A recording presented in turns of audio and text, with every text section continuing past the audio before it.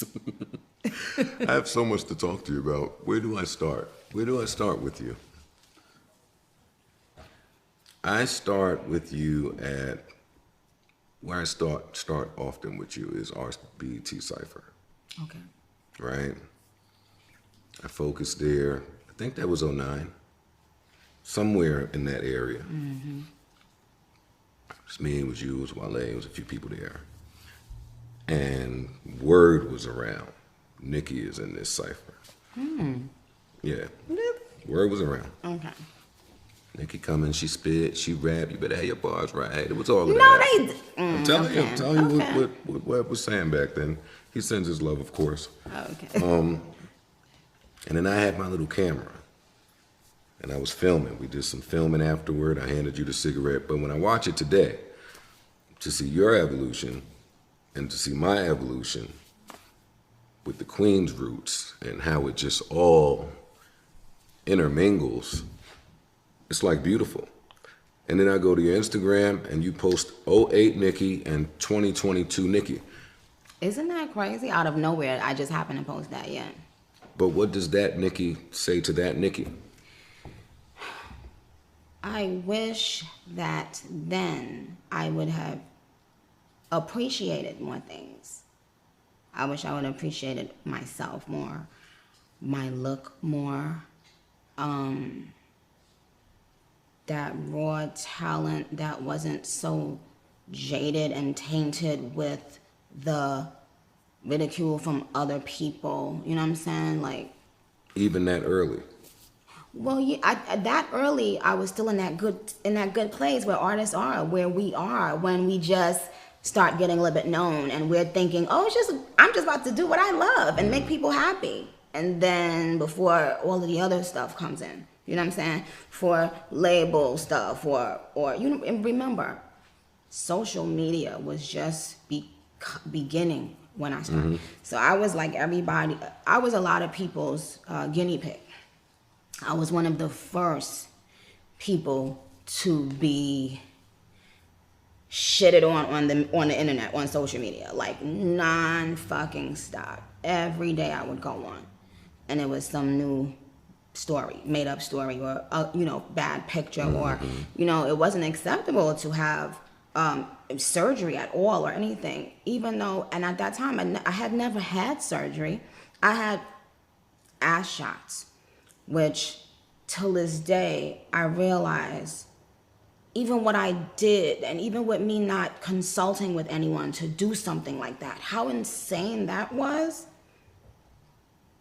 Like, it's not that you go to a doctor, a professional person. No, it's some random person. Yeah, shorty in the Bronx. Comes in. I was in Atlanta Queens. at the time. And actually what happened was I kept on being around Wayne and them.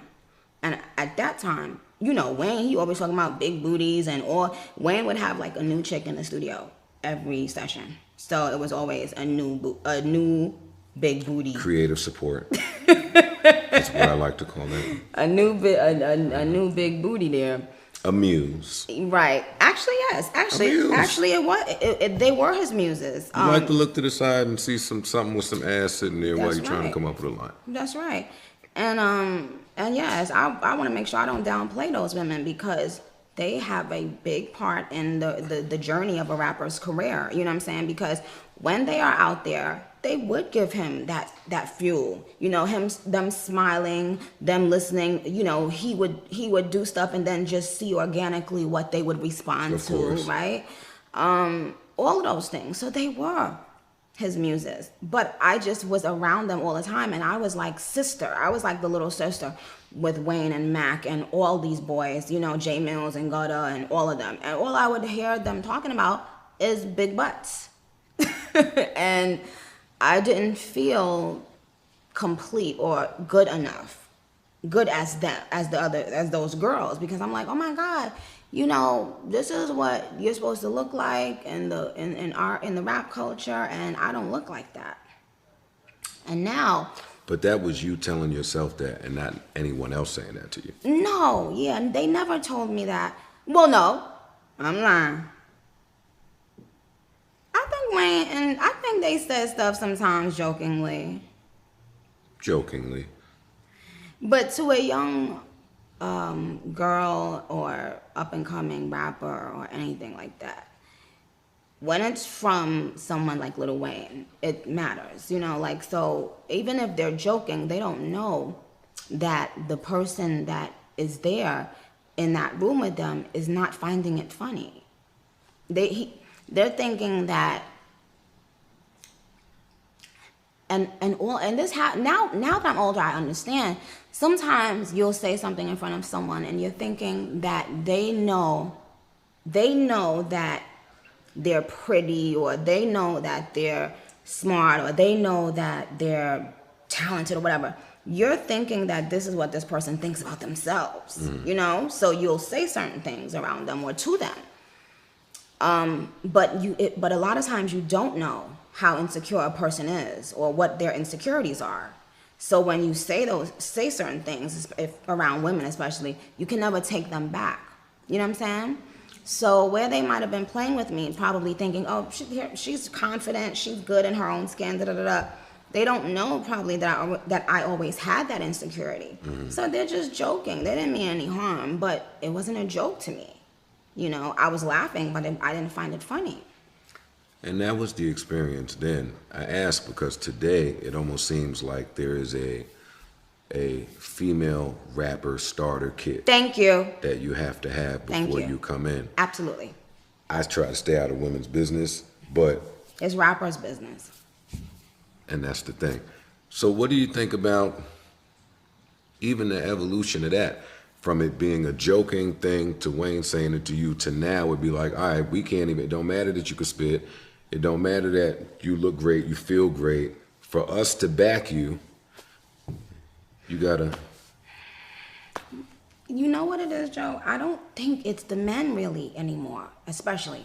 I think it's the women. I think it's the girls, what their perception of a female rapper is.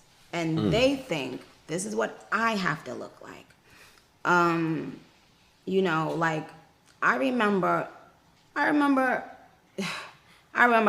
would never see any female rapper wearing pink hair. Pink hair became a part of that starter kit. Every female rapper will put on a pink wig at some point. And I remember that was just the Nicki Minaj thing. That's why when I said pink wig, thick ass, it was, oh, that's a iconic Nicki Minaj line because that's what she wears. Now it's everybody. Pink wig, thick ass, right? Do you hold yourself accountable for any of it? Yes. And I used to say, well, because I was one of the first people saying, oh, I'm not these people's parents. But now I get it. I look at it from a different perspective now because superstars inadvertently become role models, no matter what. You can be the weirdest druggie in the world. If they like your music, they're listening to it over and over and over. It's programming. And they might try some of those things they hear you talk about. I remember I had a conversation with Future one time in the studio. And he said something that I will never forget. And he laughed while he said it. He was like, yeah, you know, people be thinking I do people be thinking I'm really doing a lot of drugs because I rap about it all the time. But they don't even be knowing I'm a lightweight. I said, in my head. Because there are a lot of people that are huge Future fans, for instance. And that's how they're going to feel closer to him because they're doing what they're hearing him rap about. Not knowing that he ain't on it like that. Not like that, no. So that's why it's important. But you can't fault an artist. See, that's the thing. Just because you say you are a role model doesn't mean you're telling someone you're bad. Even though we are role models, it's like, how can you tell a rapper you're bad because you rap about that? And you didn't clarify in your music what drugs or how much drugs or what, it's art. Okay, that would really, and I want to stress this because I know right now They're in court talking about how, their Lyrics, right, and their like, impact. that's Can we use insane. them? That's insane. Could you imagine if we held film directors accountable for all the fucking murders they put in their movies? And actors. And actors. Can you imagine? And the director of the movie. And who actually wrote that line right here in this? Because whoever wrote that, what? Okay, I'll offer some pushback. Okay. If Bruce Willis goes and kills 50 people in a movie, no one says a word. The second that he does it in real life, we might have to go back and look at that movie and make it applicable in court. No? But we wouldn't. We wouldn't. Rap is the only genre of music, first of all, in my opinion. Rap is the only culture that from the beginning of time has been vilified. Like, from the very beginning, we have been treated like the bad guy. We have. Well, we were the stepchild since inception. Fact. Yeah. So they've been blaming us for stuff forever, since the beginning. So it's not like they do that to actors. It would be different if y'all always pointing a finger at actors, and then Bruce Willis does something, and then we say, oh, see what he was doing in his movie? No, Bruce Willis doesn't wear a target on his back every day as an actor. No, rappers do. They look at us where we're from. We can't help where we're from. We can't help that we are from the hood and we didn't have anything and we had to do certain things to get money. We can't help that. I'm sure Bruce Willis probably didn't have to do those things. So he's looked at as more as a law-abiding citizen. So our minds won't even go there. If he was to go to a court for something like that, they wouldn't even bring up his movies. Because he gets to go be Bruce Willis when he goes home, and you don't get to go be Onika. Right. I understand. Right. We're held to a different level of judgment. We just, from the beginning of time, we always have been. So I don't think they would ever bring up any movies that these, especially the white actors, do. Now, maybe a 50 Cent show or movie, maybe they would do it to them. I think it's just about the culture. I think it's just about our culture. I think even if it was a black movie, sometimes they would do the same thing. I just don't think any culture that's predominantly white ever deals with that. Are you aware Eric Adams, the New York mayor? Oh, and about drill music? Yeah. He said his son let him hear something and said, hey, this is dangerous shit. And then he went on the news and said this needs to be abolished or something of the sort. And then all the drill rappers responded. But yeah, Eric Adams thinks that drill music is a threat and it's the reason that New York City crime is increased. Shame on him. Shame on him. And shouldn't somebody else educate him outside of his child? God. And shouldn't he spend more time on educating himself than just speaking about it the very next day? Well, I think that, and what you just said, if we even just start looking at that, why is he doing that? The reason why he's probably doing that is to point the finger. Oh, hey, if anybody ever looks at my record as, mayor and whatever, it's this drill music. That's what it is. Let's get this out of here. What? Well, drill music wasn't around in the 80s when everything was, why they had to do the Just Say No campaign and all this stuff when it was all this drugs and murder rate crazy skyrocketing. Was drill music there, Mr. Adams? No. What the fuck are you talking about? Yeah, I think they blame rap music in the 80s too. Oh my God. But they didn't blame rock stars, rock and roll. Rock and roll has been at the front of doing, partying for a very long time. Drugs, sex, drugs, and rock and roll, right? Synonymous. But when you see one of these white rock stars, our minds don't go on crime and drugs and all this bad stuff. Why? It's a different image. It's different treatment. Like I was about to ask you about just longevity in rap as a woman. But when you think of rock and rollers and you think longevity is what, 50, 60 years? That's right. You've been around how long now? Well, I guess since technically 2007. Technically 2007. So Do you feel the weight of being tasked with adding to what longevity as a woman in hip hop looks like today?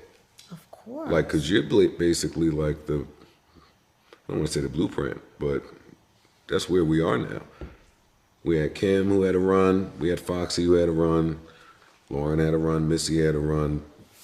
Today, though, you just kind of get to run and create and do as you please. It's a different era, it's a different time. Yeah. Is there pressure that comes with it? Of course. Of course. Because in the very beginning of my career, I would always say in interviews that I don't feel that female rappers were given their just due in terms of on a long-term spectrum. Like, in my opinion, how they, in my opinion, the female rappers before me, I would always say they should have retired as moguls, right? Like big, huge moguls. And I would say, why isn't there a female version of Jay-Z, who at that time, even when I was coming in, we could see that he was on moguls, that, you know what I'm saying? Like, so I was like, I'm going to be that person. I'm going to do that. And even what I've done, I haven't done what I want to do, what I need to do, what I will do yet. I know it because I'm talking about full out mogul. But did they have the opportunities? Did they have the same opportunities? That's like so many rappers at that time. Some of the biggest rappers, some of the most influential rappers, they've never made $1 million for a show. They've never made what they absolutely deserve based on the doors that they opened for others, based on their level of talent, their level of influence. They've never been rewarded for doing any of those things. And now they get to sit back and watch other artists who they know is not as talented as them, but just because of where we are with everything, with whether it's social media or rap being just the #1 genre of music or whatever in the world, they have to now sit back. I know that can't be easy for them to watch, because now they have to watch that they can't send their grandchild, for instance, to college, whereas with all of the jewels that they gave to the culture, they should have been able to send their grandkids to college based on what they put into this thing. Mm-hmm. But they didn't get that. So yes, it's always been my goal to show. You give everything away, you give it away, you give it up. Like, can't go and see your parents all the time. You can't go and there's so many things you just give up. You might not, Thanksgiving, Christmas, you know what I mean? While everybody is enjoying their family and stuff like that, and then one day you wake up and years have gone by and people start to die. And then you look back and think to yourself, was it worth it? Missing the moments. Missing all these moments that you'll never get back. Like, I remember one of the most devastating things in my life was missing. My little brother was graduating from elementary school. And I just remember screaming at my mother, I can't believe you didn't tell me, that he was graduating. And she basically was like, oh, I didn't think it was a big deal to you. And I'm like, what do you mean? Like, yes, that's a big deal to me. That was a big thing. And for him to look out in that audience and not see his big sister, I was like, I remember I was in Europe at the time, and I told her I would have rearranged and rerouted my whole tour to make sure I was there to see him graduate. But little by little, even your family, even your loved ones, they start thinking, oh, I'm not going to bother him with this. I'm not going to bother her with that. Yeah. Instead of realizing, no, those are the things I need. These things are important to me. Yes, it's important for you as a human being, as for your spirit, your soul, and as an artist. If you're not experiencing real life and real love and real heartfelt emotions. What are you writing about? And that's why everybody now was just writing about, Nothing. Thank you. Absolutely. A bunch of nothing, because when you first, that's why people always go back to like when an artist first came in, because we always have that hunger, The most to with say. that pain, that this, because we're in it. We're in the moment. I have to remind myself now all the time.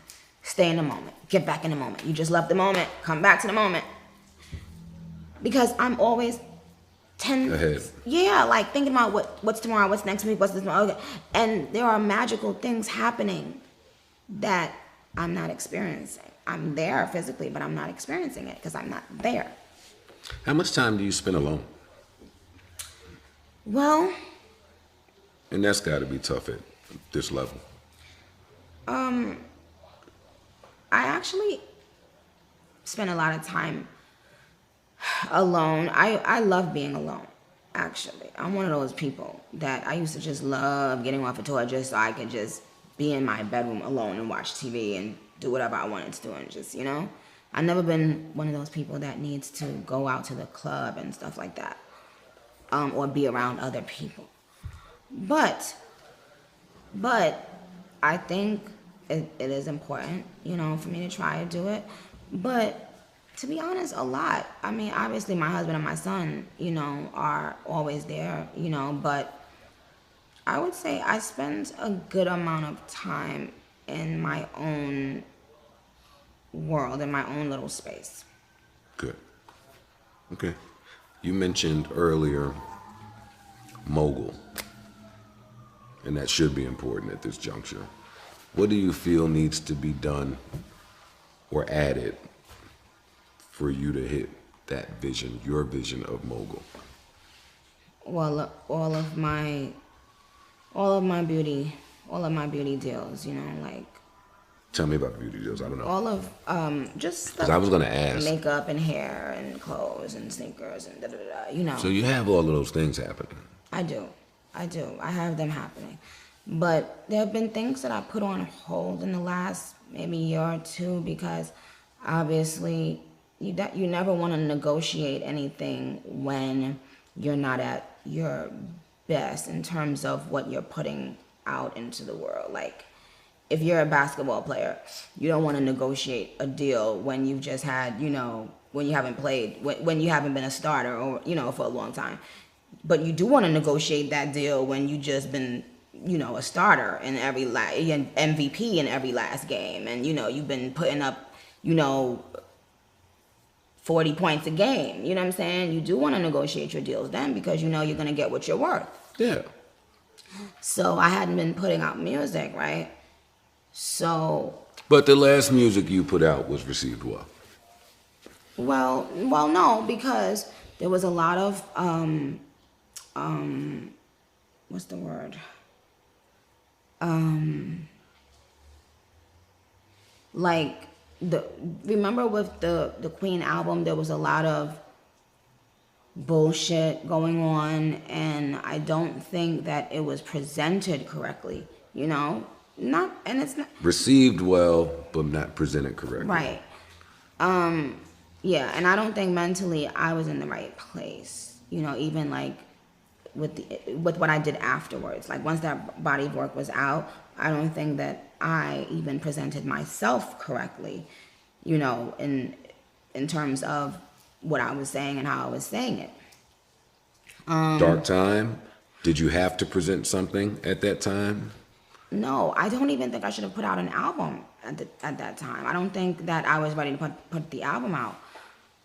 But it was something really stupid now that I think about it. Something stupid. I think it was like the VMAs were coming up, and then also one of my label mates was about to drop, and I wanted to make sure that she and I had our own week, each our own week, I think, and also be in time for the VMAs. It was something like that was going on, and that's stupid. You never base your art around an award show, around a photo, like around that. No, your art is your art. All that stuff can wait. Because when the art is great, all that stuff comes You don't need to chase it. You don't need to figure that out. It figures itself out, you know? So I don't even think the album should have been put out at that time when it was, in my opinion. So, like every artist, you decide to go away and get it right. Because the last project was what, 4 years ago? Right. Well, I would have been putting something out after that, but you know, I got pregnant. So once I got pregnant, everything I had to fall back because I don't want to be shooting videos pregnant, and I didn't even feel like recording and saying certain things pregnant, and then COVID as well. It just so happened that the two huge things happened at the same time. And I can't tell you what it feels like to be pregnant during COVID. You know, just to even go to your doctor's appointments, it was so hectic to just, you know, go in. You know, everybody has to be masked, and it's scary because you don't know, you just don't know, especially it's your first child. You feeling like, oh my God, what if I do something and, you know, you just don't know what the hell you're doing. A lot of precaution. You know, yeah, and it's a weight, you know, it's a heavy weight on your shoulder because of it. So I had to do that. I had to have the baby, and then COVID, and then once I had the baby, you know, as a woman, you have to get back in shape and start, you know, just getting also. But yo, that's so unfair for y'all, yo. Why is there like this window that y'all have to get back in shape, look the greatest, and be right back out? Like, why y'all can't just chill? I guess you can. I mean, so many women do. But there's a pressure. There's a price you pay for taking too much time chilling, right? So you don't want to do that. But also, I also wanted to bond with my child. Like, I see sometimes, you know, some people pop the baby out, and I couldn't. I wanted to bond with my son. I didn't want to just have nannies around. He still doesn't have a nanny. For real? So he still has never had a nanny. Go ahead. Never. But it's very hectic, time consuming, because I did, you know, I hired 4 nannies. They just didn't work out, you know, so I'm just trying to get someone that I really love. So you tried the nanny thing. Oh, yes. And wasn't compatible. So far. But obviously we do have to get them acclimated with someone. Because you're going to have to show up places on time at some point. Yeah, and I have to travel outside the country. I have to do a bunch of stuff. I have to tour. Can't tour and, you know, be taking care of the baby and doing all that stuff and, you know, be on stage every night. So this is like a roller coaster now. You come off the album, there's COVID, there's pregnancy, there's a baby, I got to get back in the Nicki mode. Now you got to kind of relearn yourself. Yeah, because I also went through writer's block, severe writer's block. After the baby? During the pregnancy. You was writing a bunch of whack shit? Huh? You was writing whack shit? Yeah, oh yeah, for sure. Well, I wasn't even writing anything. I was trying, and I wouldn't have no ideas. I think I was too worried about the baby, or like I was just online Googling and YouTubing pregnant women all day. Like, oh, what did they do? How did they do? You know, and it was so many women. Because what they do is just not celebrities, regular women. They document their journey, and it makes it so easy so that those questions that you might have, these women are telling you, you know, what happens and answering questions, what to take to the, you know, when you go to the hospital, and how it's going to be raising a newborn, and how much, you know, sleep, just a bunch of stuff. So I was consumed with that because, hello, I'm about to have a baby. I'm all the way in California. I don't have a bunch of family around me. What am I going to need to do? Well, I wasn't thinking about no damn writing some hot raps. Yeah, naturally so. You know. How long did it take you to get acclimated or get out of writer's block? Well, I came out of writer's block with seeing green. Literally, yes. Okay, so, and how that happened was I texted Drake one time and I was like, you know what? I want to put out, I was like, the label wants to put out Beam Me Up Scotty, and I was like, I can't put out a mixtape and not give them something new, right? I was like, yo, what's hot out right now that you think I should jump on? And instead of him telling me, he texted me back and said, jump on this. And I listened to the song, and I'm so out of it. I was like, oh, this is out already? Y'all put this out? It was because him and Wayne was already on it. And he was like, no, I was like, oh my God. So I kept on trying to write to it. I couldn't think of anything. I mean, everything I was saying was just so stupid and bad. And those is the two last niggas you want to be whack with. Exactly. Nobody knows what type of pressure that was. I sent Drake like 6 different verses. Yo, but you know what's funny about you? Like, from the outside looking in, of course. Like, you invite that pressure I know, from I do. from the niggas that spit. I do. Right? Even now. Like, not one Lil Baby song, it's 2 Lil Baby songs. And he on there going crazy. You listening thinking, she's back at it again. Just pairing herself with the niggas that's... Oh, yeah. Oh, yeah. So you like that pressure? Oh, I need that pressure.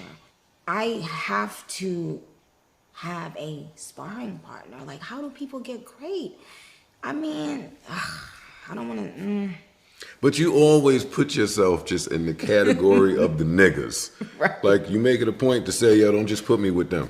Oh, yeah. Like, put me with them. Well, it's because that's what I fell in love with about rap. I fell in love with, and everybody falls in love with different things. I fell in love with who spit the hottest rap, who spit the hottest verse on this song. That's just how I always been.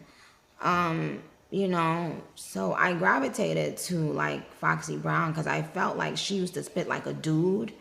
Oh my God, Love Foxy. Yeah, like her precision was just like, even till this day, I think her precision in the way she pronounces everything and her clarity is just unmatched. And that's what I wanted to be like, I was never thinking about what everybody probably thinks I was thinking about. I was thinking about, Biggie and Jay-Z and these types of people who had the better verse on this and who had the better verse on that. That's always what intrigued me. So now when people I think at one point, people tried to bully me out of that mindset.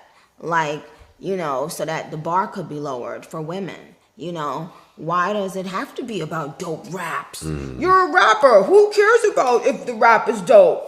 Could you imagine telling Michael Jordan basketball shouldn't be about just how many baskets, how many times you hit from the free throw line, how many 3-point shots you made, that's how many rebounds, how many. Can you imagine telling Mike Tyson or Muhammad Ali it shouldn't be about your technique? No. No one would ever say that to these people. These are people, the greats in sports. But as soon as it comes to rap and female rap, they wanted me to start lowering the bar and starting to say, yeah, it doesn't matter. Get your raps written. Have bad verses. Have not thought out verses. Say anything. Who cares? It's just music. Ha ha ha. But to me, that's not what it is. And now if that's what it is to you, you have every right to do that. But if it's not that to me, why should I say it is? You don't have to. And I didn't, and I don't. It's probably safer to put yourself in the box with the niggas, because if you start rapping like the aggressive raps to women or catered to women, the media people just think that it's smoke when it's just aggressive rap. Oh, they always do that to me. They've been doing that to me since the beginning. No, but we stopped doing that now. Oh, yeah, okay. No, we stopped now. Okay. There's a concentrated, I think, effort for the girlies to play nice with each other. I can see it. Right. Either play nice with each other or respect everyone's space. Right. So I'm not going to be the media nigga to put something in that, but I like that. Do you notice it? Are you cognizant of it? Yes, of course. Of course. It's been, but it didn't start. Stop. It didn't start from there. It didn't come from a good place. It came from the place of, well, yeah, it's great. Let's move on. Yeah, wherever it came from, who cares? It's great. Yeah, it's great. And that was on display with that whole City Girls thing that we learned over the internet, however it was birthed. Like, that was more just leadership in that direction. Like, we don't need to mess. That's right. Back to how you felt off of your last project. just about how it was handled. That probably makes more sense for me as to why it seemed like every T is